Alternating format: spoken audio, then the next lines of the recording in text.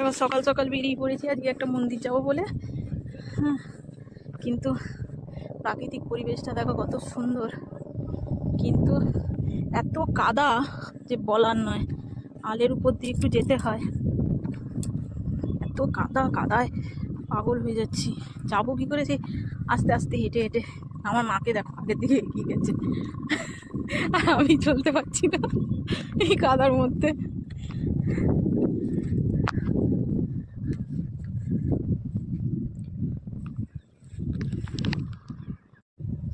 সবাই এগিয়ে গেছে আগের দিকে, তো আমার অবস্থা খারাপ হয়ে গেছে এই মাঠের মধ্যে দিয়ে।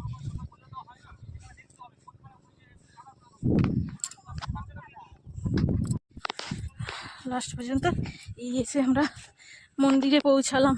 মন্দির, রে বাপ রে বাপ, হাঁপিয়ে গেলাম। এইখানে কেন? কুয়ায় পা ধুয়ে নিবি, চ কুয়া চলে। বালতি নেই? ঠাকুরমশাই আসুক, ঠাকুরমশাই এলে বালতি পাবে।